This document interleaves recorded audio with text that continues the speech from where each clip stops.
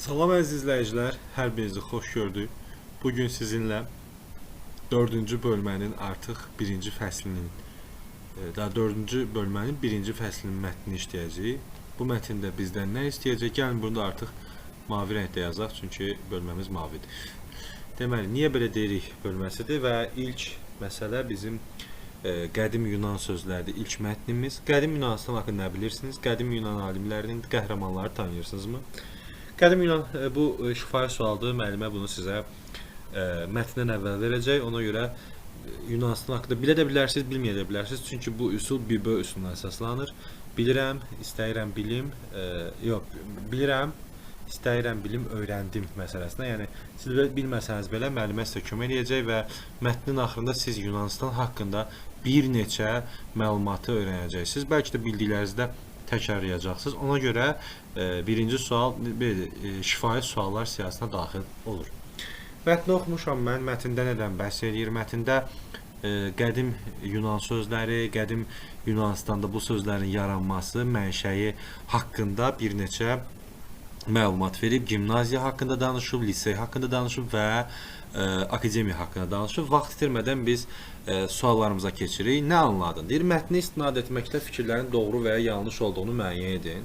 Baxın, burada iki söz öyrəndik. Ritorika, natiqlik sənəti və etimologiya sözlərin mənşəyi və onların öyrənən dilçi, mənşəyini öyrənən dilçilik sahəsi deməkdir etimologiya.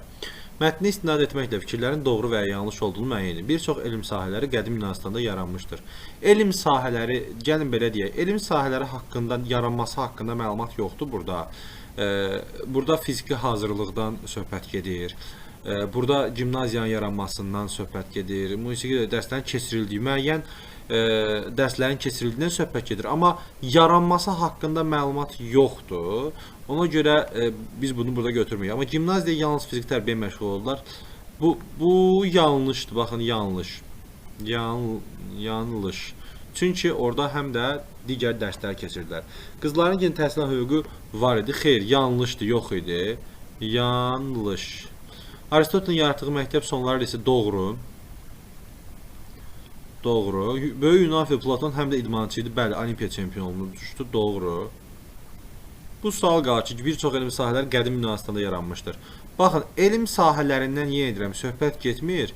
Müəyyən elm ocaqları burada yaranıb. Çünki burada akademiya, lisey, gimnaziyanın yarandığı haqqında məlumat var. Yəni, əgər elə götürsək, elm ocaqları kimi yoxsa, bəli, amma belə yanlışdır. Çünki elmlərin yaradığından məlumat verməyib. Qədim mətndə hansı Yunan alimlərinin adı çəkilir? Mətndə Aristotel,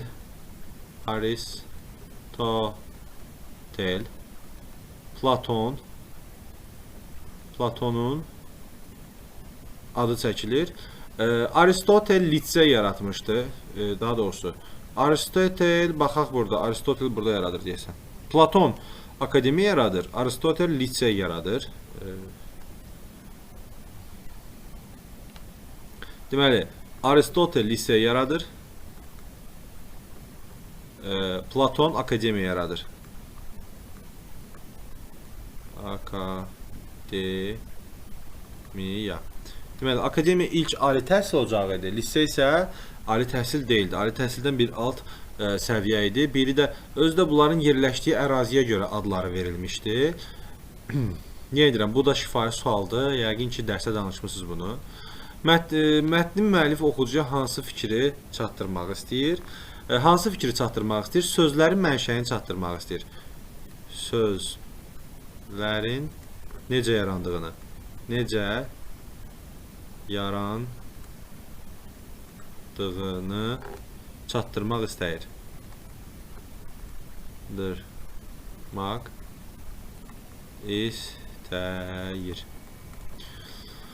Öz fikrini əsaslandırmaq üçün o hansı faktlardan istifadə eləyir? Öz fikrini əsaslandırmaq üçün fakt olaraq, baxın, fakt olaraq burada bu necə gec açdı? Afinada yerin adını çəkir, məbədin adını çəkir.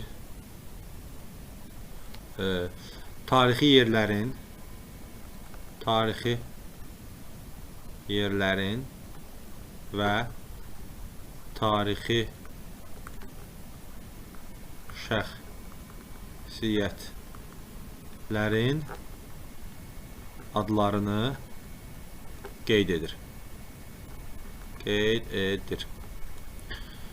Mətndəki bilgilərə istinad edərək aşağıdakı fikri əsaslandırın. Bir çox Yunan sözlərinin etimoloji mənası, müasir mənası fərqlidir. Etimoloji mənası ilə müasir mənası. Baxın, gəlin birini deyək. Məsələn, lisey indi təhsil ocağıdır.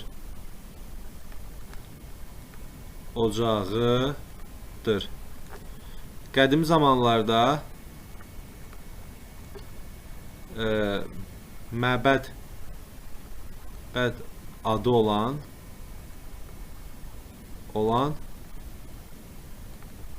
Likeydən götürülüb. Hətta burada akademiya sözünə baxın uşaqlar. Akademiya necə olub?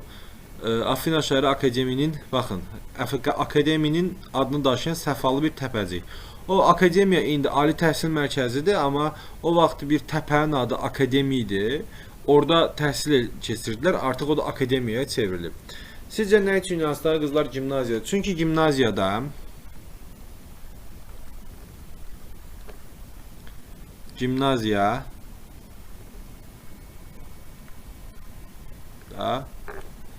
fiziki məşqlər ağır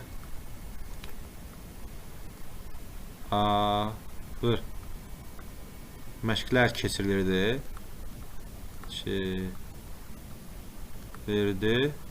və yarı çılpaq olurdular. Ona görə qızlar gimnaziyaya buraxılmırdı. Deməli, mətnin də Yunan alimləri haqqında aşağıda verilən məlumatları oxuyun. Bu məlumatları mətnin müvafiq hissələrinə əlavə etməklə hissələr. Baxın, riyaziyyat, tarix, fizika, Hipokrat, Pifagor, Herodot, fizika. Bunlar keçilir gimnaziyada. Baxın, gimnaziyada bunların adları yazılır. Riyaziyyat sahəsinin, ritorika sahəsinin, bir neçə digər elm sahələrinin adı yazılır. Burada deyə bilər ki, daha çox gimnaziyada kimlər təhsil alıb və yaxud kimlər necə deyirlər, dərs keçirdilər. Dərsləri kimlər təbabəti Hipokrat keçirdisə, tarixi Herodot keçirdi və yaxud onun adı ilə bağlıdır. Biri biz bura əlavə edə bilərik. İkincidə deyir ki, Plato sözü olmalıdır. Plato, müəllim ona Plato adını vermişdir. Bu söz Yunanca genişlik. Plato, Platona uyğun gəlir. Platonun da adı haqqında biz burada Platondur. 2 bura gedəcək. Yerdə qalan 3 Aristotel haqqında danışır. 3 də bu hissəyə əlavə oluna bilər. Növbəti sualımız bizim. Müasir təhsillə qədim Yunanistandakı təhsili müqayisə edin. Müasir dövrdə təhsilin hansı mərhələləri var? Qədim Yunanistanda təhsil, belə deyək də, 3 hissədən ibarət idi. Baxın, qədim Yunanistanda 3 hissədən ibarət idi. Hal-hazırda Azərbaycan təhsilində götürək. Azərbaycan təhsilində birincisi məktəbə qədər var. Məktəbə qədər. Ondan sonra ibtidai var. İbtidai təhsil. Ondan sonra orta təhsil. Bir tam orta təhsil. Bundan əlavə peşə təhsili var. Orta ixtisas təhsili var. Orta ixtisas təhsili və ali təhsil var. Ali təhsil. Hətta bunların öz pillələri də var ki, hətta öz səviyyələri də var. Bunlarda müəyyən hissələrə bölünür. Ali təhsilin magistr, bakalavr, doktorantura hissəsi var. Bu ali təhsilə aiddir. Peşə təhsilində özünün mərhələləri var.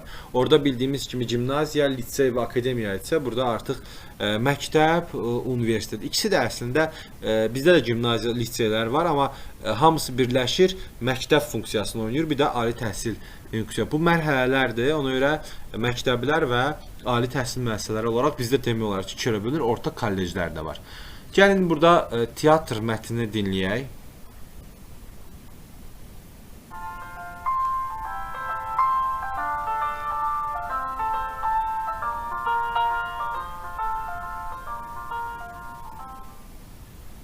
Teatr. Milattan öncə 6-cı əsrdə Afinada açıq havada tamaşa göstərmək üçün ilk teatrlar tikildi. Yunan sözü olan teatr, tamaşa yeri deməkdir. Xorun çıxış etdiyi yer orkestr, aktyorların oynadığı yer scenə, yəni səhnə adlanırdı. Milattan öncə 5-ci əsrin sonları, 4-cü əsrdə bütün Yunan şəhərlərində açıq havada tamaşa göstərmək üçün teatrlar tikilmişdi. Azərbaycanda isə teatr sənətinin kökləri xalqın məişəti, adət, ənənələri ilə bağlıdır. Qədim tarixə malik Novruz mərasiminə aid kösə-kösə oyunu teatr örnəklərimizdən biridir. Teatr tamaşasında xüsusi paltar geyinən, maska taxan aktyorlar iştirak edir. Bununla da teatr mətnimiz bitdi. Bu mətn digərlərinə nisbətən çox asan bir mətn və çox qısa mətn idi. Qrup işi var burada. Qrup işində deyir Azərbaycan ilə işlənən qədim Yunan sözləri haqqında araşdırma aparıb. Onların etimologiyası və dilimizdə mənası ilə bağlı təqdimat hazırlayın. Baxın, birinci qrup məişət sözlərini eləyəcək. Gəlin bunları mən sizin izahlı lüğətdə yazıram. Daha bura qoymuram, siz onu köçürdün. Yəni mən burada yazsam o yerləşməyəcək. Baxın. Burada yazdığımıza görə o yerləşməyəcək. Ya da bəlkə paint-lə yazaq. Gəlin paint-də. Yox, ən yaxşısı yazmayaq. Mən burada bir-bir izahlarını göstərim sizə. Stadion sözü. Gəlin stadion nə deməkdir? Baxın. Stadion. Stadion sözü açırıq burada. Stadion Yunan sözüdür. İdman məşğələləri, oyunları üçün futbol meydançaları, qaçış yolları, tamaşaçılar üçün dairəvi tribunalar olan tikili kompleksdir. Bu stadiona aiddir. İkinci sözümüz bizim qəzet, labirint və kataloq. Qəzet. Axtarıq qəzet nədir? Qəzet sözü qəzetdir də. Bəli, qəzet sözü uşaqlar, qəzet müəyyən məlumat daha. Baxın, qəzet İtalyan sözüdür, isimdir. Hər gün bəzən vaxtaşırı nəşr edilən və ictimai-siyasi həyatın cari məsələlərindən bəhs edən, habelə tənqidi və kütləvi elmi məqalələr dərc edən böyük səhifələr şəklində dövrü mətbuat orqanıdır. İstəsəniz bunu özünüz yaza bilərsiniz. Labirint. Labirint. Uşaqlar, burada gələn reklamlara görə, yəni məndən asılı deyil. Bunlar gələ bilirlər, ona görə üzrlü sayın. Hər hansı xoşa gəlməz reklamlarla qarşılaşa bilərik. Labirint qədim Yunanistanda, Misirdə çıxılması çətin, dolambac və dolaşıq yolları olan böyük binadır. Bax, Yunan məişəllidir. Ondan sonraki sözümüz kataloqdur. Kataloq. Kataloq sözünə baxırıq. Kataloq sözündə yenə gəlirik. Sözlərimiz Yunan məişəllidir. Müəyyən qayda üzrə tərtib edilmiş şeylərin siyahisidir. Kataloq hər hansı bir siyahi mənasındadır. Növbəti sözümüz bizim ölçü vahidləri olaraq metr. Metr ölçü vahididir. Görək burada nə var? Yox, metr yox. Yalnız metr. Baxın. Metr ölçü vahidi. Sistemdə 100 santimetrə bərabər Yunan sözüdür. 100 santimetrə bərabər uzunluq ölçür. Kilometrin olacaq. Kilometr də olacaq. Baxın, artıq ölçü kilo və yun sözüdə 1000 metrə bərabər uzunluq vahididir. Qram. Qram sözünə baxırıq. Qram sözündə gördüyümüz kimi metr ölçü sisteminin çəki vahididir. O heç burada özdə hansı dildən yaratdı? Maddənin molekul çəkisinə bərabər olan qramların sayıdır. Kimya və fizikada istifadə olunur və fransız sözündəndir. Növbəti kiloqram sözü də eyni ilə çəki vahidi olacaq. Kiloqram. Kiloqram görək hansı dildən gəlib bizə? Yunan sözüdür. 100 qrama bərabər çəki ölçüsüdür. Bunu da öyrənmiş olduq. Növbəti sözümüz xor nədir? Xor. Xor. Xor. Tək xor yox, tək xor lazımdır bizə. Niyə tək xor gəlmir? Xor var idi axı. Xor, uşaqlar, orkestrda hamının eyni vaxtda oxuyanda xordur və Yunan sözüdür. Mən bunu hal-hazırda tapa bilmədim burada. Digər lüğətlərdə var. Ritm sözü gəlir.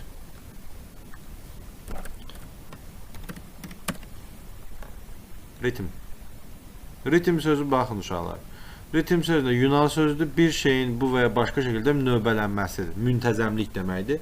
Səs, nitq ünsürlərinin təkrarlanmasında müəyyən ardıcıllıq, ahəng, vəzn və ya musiqi ritmi deməkdir. Yunan sözüdür. Melodiya və harmoniya. Melodiya nə deməkdir? Melodiya baxın Yunan sözüdür. Müəyyən musiqi vəhdəti əmələ gətirən səslərin ahəngdar ardıcıllığı deməkdir. Növbəti harmoniya.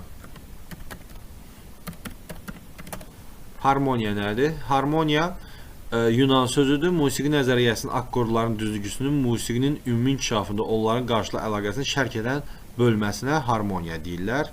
Deyəsən, yəni edən bölməsidir, yəni harmoniya adlanır. Növbəti sözümüz allergiya. Allergiya bir nəfər xəstəliyin bir növüdür. Allergiya. Tip sayəsində istifadə olunur. Yunan sözüdür. Baxın, Yunan sözüdür.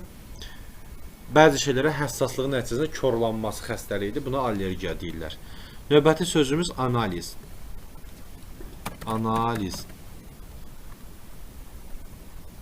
Analiz əməliyyat, təhlil deməkdir. Yəni, baxın, tədqiq olunan şeyin Yunan sözüdür. Şeyin hansı tərkib hissələrindən ibarət olduğunu, yaxud onun tərkibin nə miqdardan bu və ya digər maddənin daxil olduğunu müəyyən etmək üçün tətbiq edilən əməliyyatdır. Yəni, analiz və ya sintez təhlildə deyirlər.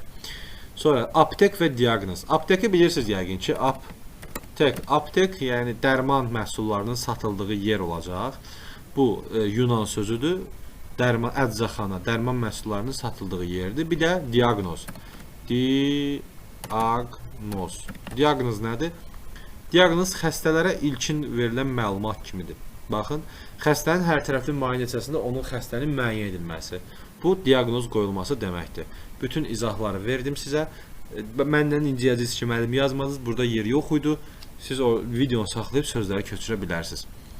Aşağıdakı məlumatı oxuyun, Platonun sözlərini izah edin. Platonun məşhur filosof Sokratın tələbəsi olmuşdur. Onlar həm də dost idilər. Ancaq bəzi elmi məsələlərdə fikirləri ayrılırdı. Platon müəlliminə hörmət əlaməti olaraq deyirdi: Sokrat mənim dostumdur, lakin mən həqiqəti hər şeydən üstün tuturam. Yəni, Sokrat müəllimi yalan demiş olsa belə, onun yalanını ona deyir ki, necə deyirlər, sən yalan deyirsən, mən deyən, yəni əgər doğrunu bilirsə, o doğrudan vaz keçmirdi. Təsəvvür edir ki, müəlliminiz sizdən hansı fikir soruşur. Mən burada uşaqlar yazıram, bura yazamayacağım. Siz də dinləyin. Bu vəziyyət nə dərsiniz? Mən öz müəllimimə öz fikrimi deyərəm, müəllimin fikrini hörmətlə qarşılayaram və müəllimdən mənim nəyə görə belə düşündüyümü başa salaram. Əgər müəllim mənim səhv və yaxud doğru fikirləşdiyimi bildirərsə, onları dəqiq sübut edə bilərsə, müəllimdən razılaşaram. Yox, deyilsə, müəllimin fikirlərinin nəyə görə səhv olduğunu ona izah etməyə çalışaram və öz fikrimi faktlarla sübut edərəm. Burada heç bir qəbahət bir iş yoxdur. Biz bu yolların hamısını biz müəllimdən öyrənmişik. Müəllimdən öyrəndiyimizə görə də və doğru öyrəndiyimizə görə də müəllim bizi mütləq ki günahlandırmayacaq. Hər hansı bizə necə deyirlər, belə deyək, bizlə arası dəyməyəcək, bizlə münasibətin kəsməyəcək. Bu qısa bir esseydir. Məndən şikayət edirsiniz ki, müəllim yazmadınız, burada yer yoxdur. Alınma sözlər və şəkilçilər. Alınma dediyimiz dilimizdə bizim milli sözlər var, bir də alınma mənşəli sözlər var. Milli sözlər öz milli sözlərimizdir, öz dilimizdə türk mənşəli sözlərdir, bəziləri də ərəb, fars, rus və müxtəlif Avropa ölkələrindən alınıb. Burada gördüyünüz kimi ərəb və fars mənşəli sözləri də göstərib və alınma mənşəli sözləri göstərib. Gəlin biz burada çalışmaları eləyək. Sözlərin izahlarını oxuyun. Sizcə bu sözlərdən hansı əsl Azərbaycan sözüdür? Baxın, Avstraliya və Yeni Qviniya bu deyil. Dünyanın bir çox əraziləri, o cümlədən Cənubi Qafqazda yayılıb. Bu ola bilər, Qafqazda biz yaşayırıq. Afrikada yaşayan heyvan, bu da bizə aid deyil. Azərbaycan sözü ayı daha məntiqlidir. Verilmiş bilgiyə əsasən mikrorayon və mikroorqanizm sözlərinin mənasını izah edir. Mikro Yunanca kiçik. Bu onda olacaq kiçik rayon və kiçik orqanizmlər, yəni kiçik həşərat da bura aid ola bilər. Uyğunluğu müəyyən edərək sözlər yaradın. Auditoriya, mikroskop, orfoqrafiya və biologiya. Belə uyğunlaşdırdıq. Sözləri kök və şəkilçiyə ayırın. Uşaqlar, auditoriya yer mənasındadır. Dinləmək üçün yer. Mikroskop alətdir. Mikroblara, kiçik canlılara baxmaq olur. Kiçik maddələrə baxmaq üçün. Biologiya elmdir, bildiyimiz kimi canlı aləmi öyrənir. Siz bunu özünüz lüğətdən baxa bilərsiniz. Orfoqrafiya sözlərin düzgün yazılışıdır.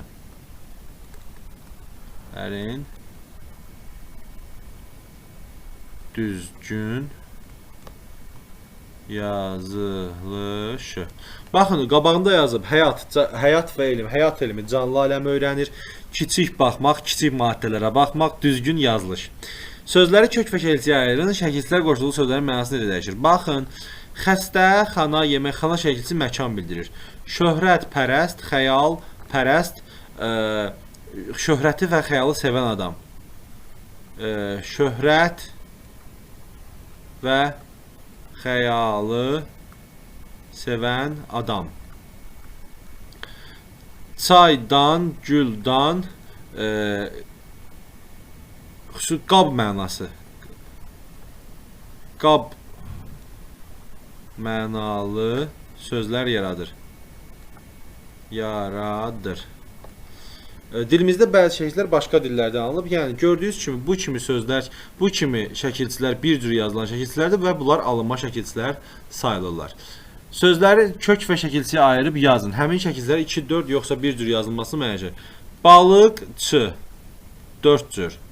Dənizçi 4 cür. Futbolçu 4 cür. Gülçü 4 cür. Bu 4 cür çı şəkilçisi 4 cür yazılır. Keş, keş. Keş şəkilçisi bir cür yazılır. Bu qrammatik şəkilçidir. Maq 2 cür yazılır. Pərvər və pərvər bir cür yazılır. Pərvər alınma şəkilçisidir və bir cür yazılır. Növbəti videoda görüşərik. Hələlik.